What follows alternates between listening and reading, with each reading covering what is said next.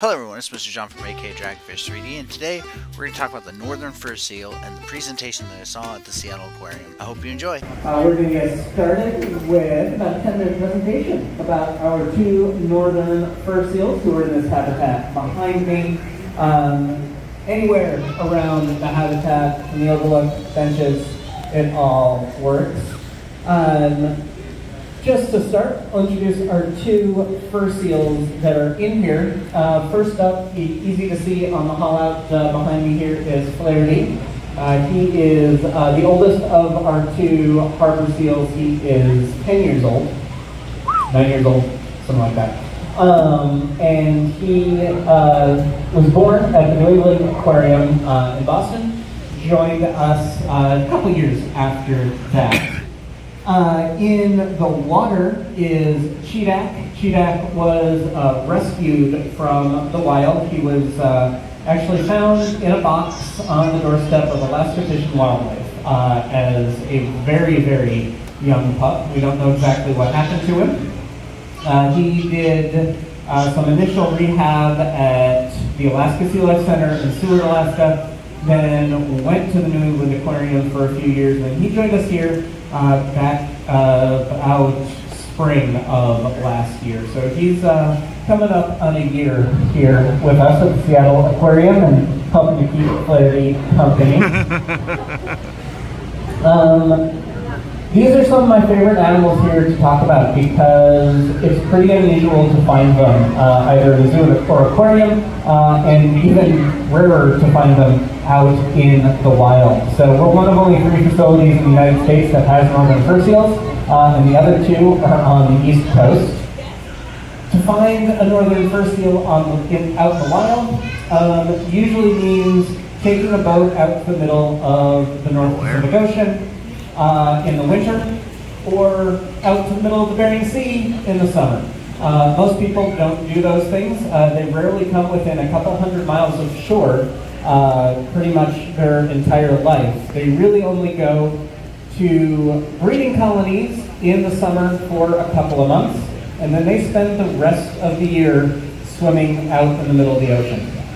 So they're not going to be the seals that you think of like California sea lions, who are all gathered on beaches or marina piers, that kind of thing. They are way out in the ocean. They're chasing prey items. They're probably going to be things like salmon and anchovy and herring, mackerel, jacks, maybe even small tunas.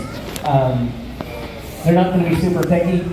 They do have the ability to dive pretty deep for a pretty long time, so they can dive as deep as about 1,000 feet, and they can hold their breath for up to about 30 to 40 minutes at a time, although more typical dives are going to be probably less than 300 feet deep for probably less than 10 minutes. So kind of like us and like a lot of animals, the least amount of energy that they can use to find food is what they're going to do. Some of their prey items are also what we like to catch and eat, and so most of the interactions that humans have with fur seals in the wild are with fishing boats. That is likely what happened to Chiidax, is that he was either caught up in a net or his mom was caught up in a net, and he was rescued by people who were fishing and brought to Alaska Fish and Wildlife, because other than fishermen, it's pretty unusual to see them, like I said. They do swim, in some cases, thousands of miles in a calendar year.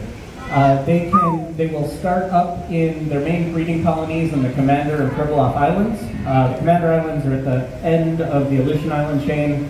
Pribilofs are farther north in the middle of the Bering Sea. But they might swim as far south as Mexico, again, way offshore, into Japan or Japanese waters, and spend just a lot of time cruising around.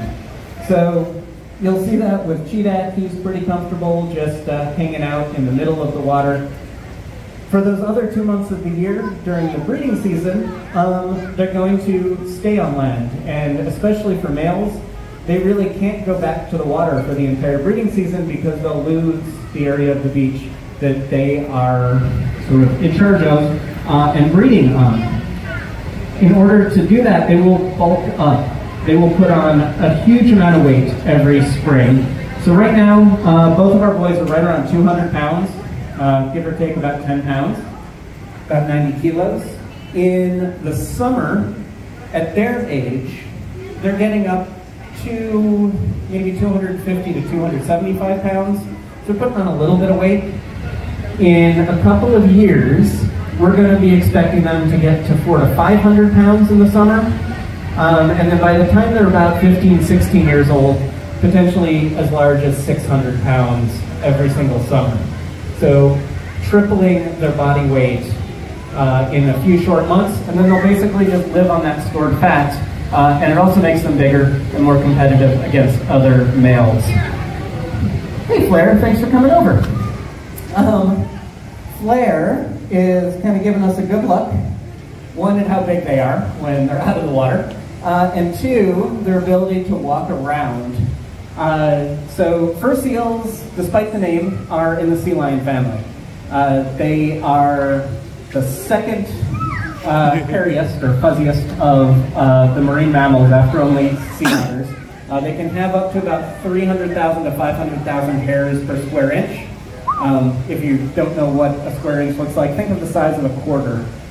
And 300,000 hairs is about what the average human has on their head. So very, very thick fur, helps keep them warm up in Arctic waters.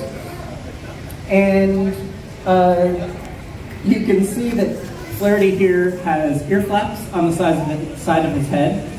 Those are one of the characteristics that sea lions have. Bye, Flair. They also have the ability to rotate their hips. So you saw Flaherty just kind of walk over towards me. True seals, like our harbor seals, don't have that ability to rotate their hips and walk out of the water. Hey. There's Chiidax. It is two boys, and they do sometimes get a little territorial in there. So the ability to rotate their hips is really important. It makes them really comfortable moving on land. They can walk around, they can run, they can jump. In fact, at a full-out sprint, they can outrun most people. They are quite quick out of the water.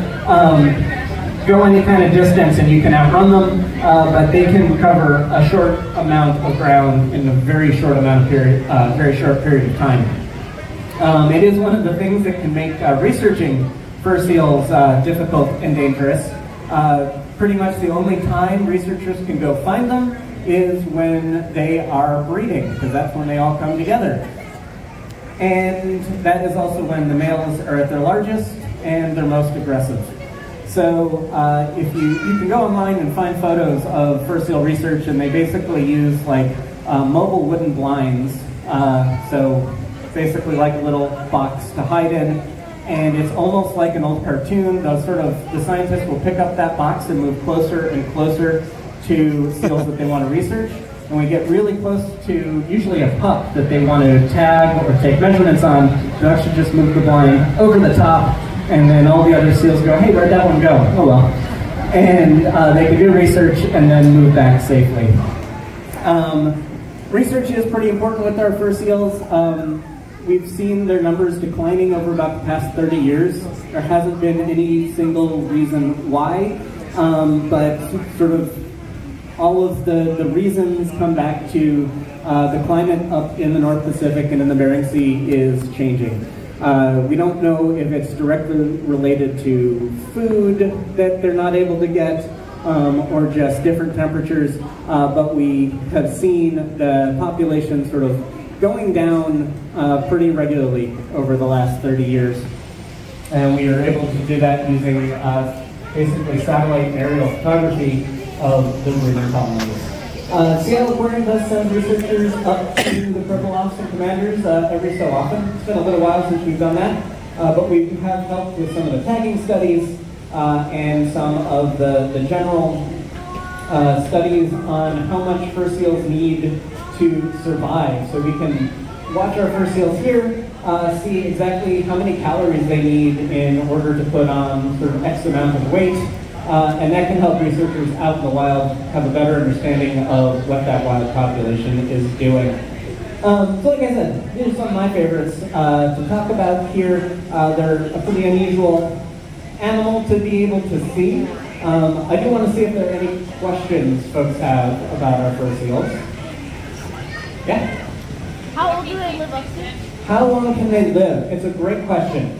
Out in the wild, we expect fur seals to probably live between about 15 and 20 years.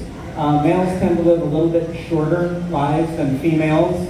So males are usually right around 15 years maximum. Females out in the wild, 20, maybe to 25 years. But we have seen older males than that in zoos and aquariums. Males up to about 20 years old and females well into their 30s. So they can live quite a bit longer, especially when they're getting good medical care. Yeah? I am personally, so the question is, can I go in the habitat? The answer to that is no. I can't go in. We do have trainers get in there with them. I'm not one of the trainers that does that, so, well, I'm not one of the trainers at all. So I don't go into this particular habitat. They can be, I wouldn't say aggressive, but they can be curious, and they're one of those animals that explores things with their mouth. So, they're a large animal with sharp teeth, and so anytime we're dealing with a large animal with sharp teeth, there is some level of risk, and so we want to make sure everyone who goes in there is trained. Yep. Any other questions? Yeah? How much do they eat in a meal? So we do split their food up over a few meals over the course of the day. I think right now, if I remember correctly, it's about 10 to 12 pounds of food per animal per day.